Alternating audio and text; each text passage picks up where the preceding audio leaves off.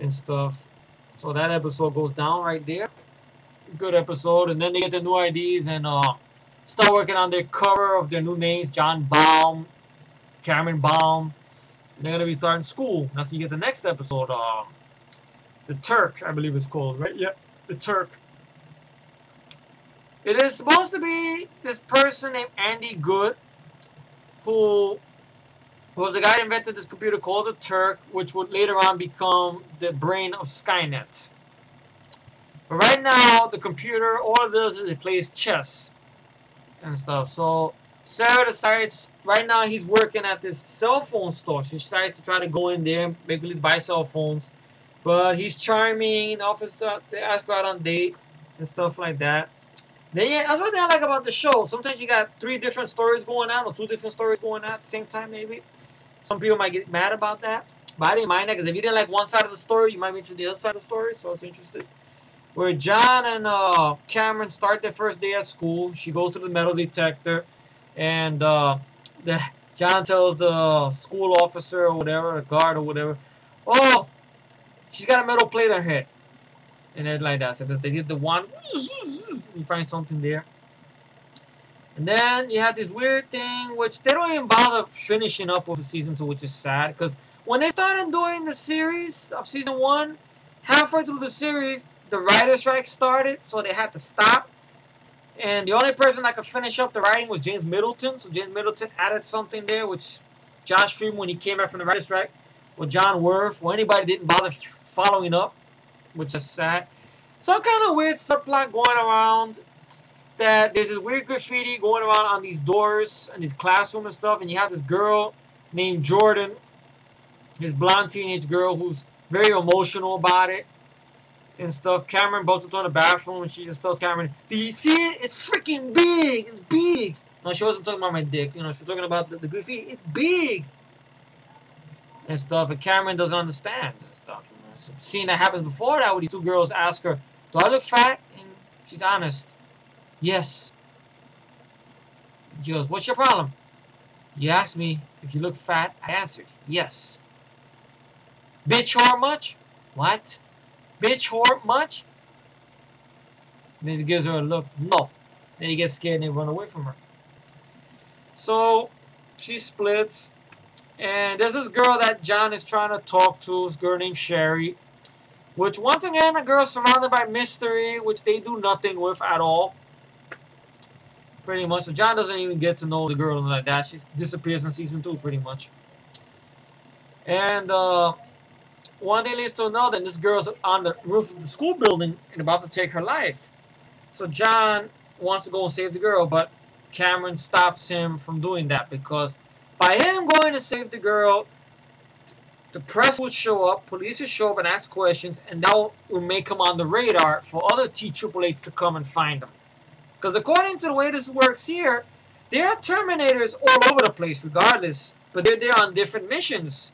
Like that Terminator Vic was there just to get rid of the guys that the soldiers that future John sent back to run the safe house there, which was supposed to be 4 guys, but 1 guy is missing with a tattoo of a barcode on his arm. And I'll explain to that who he is in the next 30 episodes.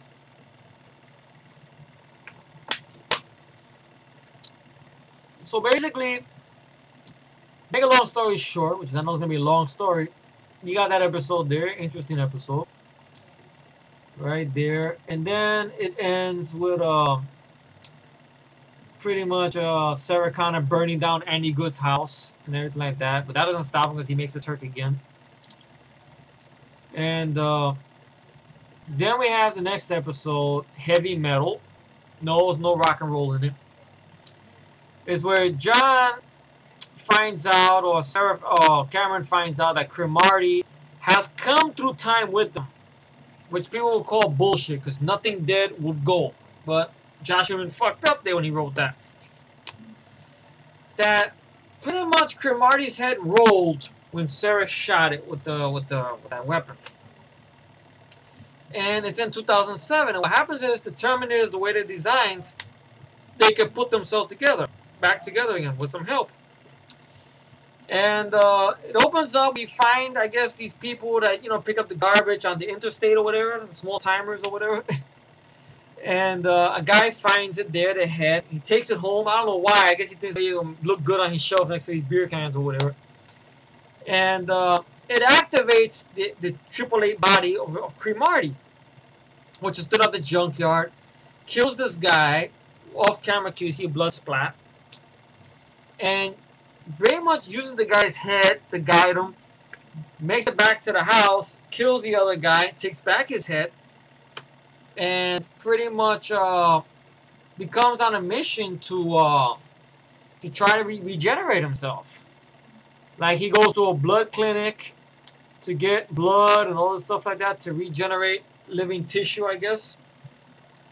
So he kidnaps this blood doctor or whatever, and then forces the doctor to pretty much do what he has to do and everything. And lays in there, opens up the eyes, good practical effect. Kills the doctor, takes the doctor's eyes away. We see it off camera. And Ellison is on the trail of this, of what's going on and stuff like that. I know it's been a couple of years, but he's still curious about wait a minute, what's all the dead bodies, all this and that. To the point where the FBI really are not paying mind to him now. It's like, wait a minute, why are you worrying about this case? He's 8 years old. What are you worrying about this case for? And stuff. And he becomes, doing this on his own time at times. Like, what's going on? There's something weird going on here. Somehow I think she's connected to this. So that's going on there.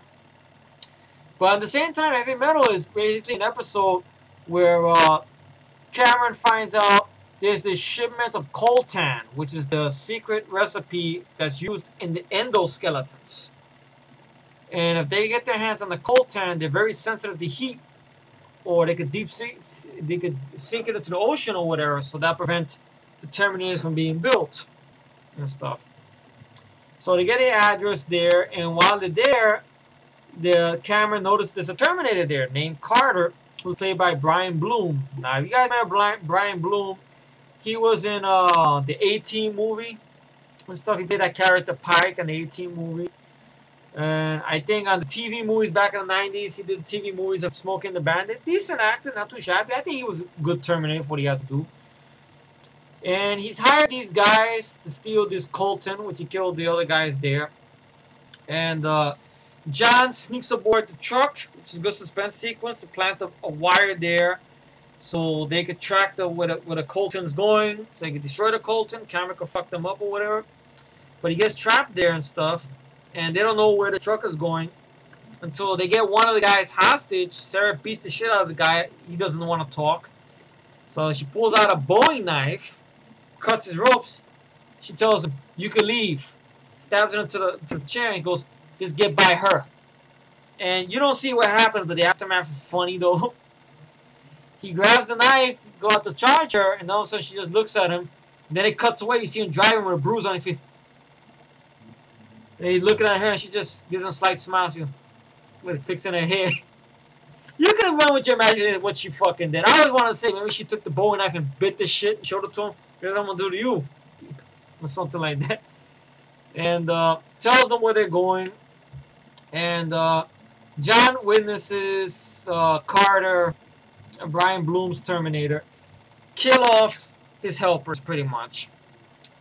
The reason being his mission is to get all the coltan inside this vault that's going to reopen in Judgment Day.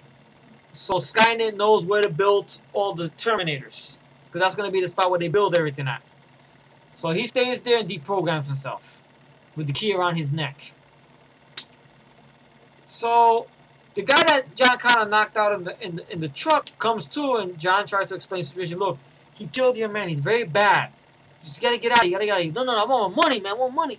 So he tries to confront Carter, which is very stupid. Carter goes, kills him, and John is up shit's creek now. Now, granted, he wanted to do this crazy thing because he felt so horrible that Cameron would not go up there and let him save the girl's life. And everything like that. And he gave a good speech. If they're going to sit alongside me all this time, then why am I doing it for? Why not give it to them? We're going to be like them. It's a good scene. Which makes you wonder then what's up with John Connor then? You know, do you want your mom to prevent this? Then Why are you all of a sudden gung-ho? I want to be a hero. You want to be a hero? You don't want to be a hero. So that's just a little bit of the back and forth writing, but it's not as bad as the Cape, though. My humble opinion. Whew. So anyway, you get to that episode there, and there's a very good suspense sequence there where John is able to get in touch with Sarah on the opposite side right there, and they have to. He has to get the key from around Carter's neck. Now he has to do it a certain way because if he does it one way and he opens his eyes, he's gonna kill John. So the very suspenseful sequence. He goes there, pulls out the necklace, pulls it off, gets it out, opens the door. Cameron comes in, fucks up Carter.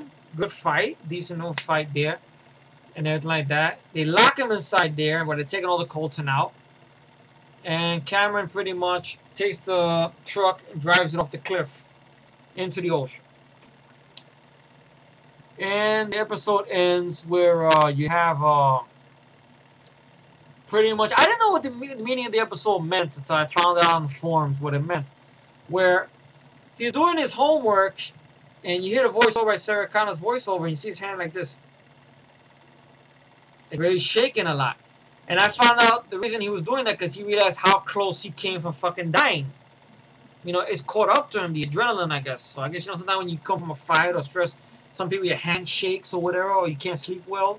So he's like that, so, and everything. So that was a good episode. Then you get another episode which is very good. And also you found out that Cameron saved one of the bars of coltan. Now, later on in the other season, you find out it was for parts, or maybe it was for curiosity, like this is what's inside me, really? Meaning you're supposed to get rid of all that metal, no proof. Or maybe by that, she'll be wiped out of existence, if that's the case. Maybe. So you get the next episode, Queen's Gambit. Once again, Andy Gerd comes back. He has the Turk, who is going to compete for this this other team to play chess with the computer. The winner gets a military contract. And if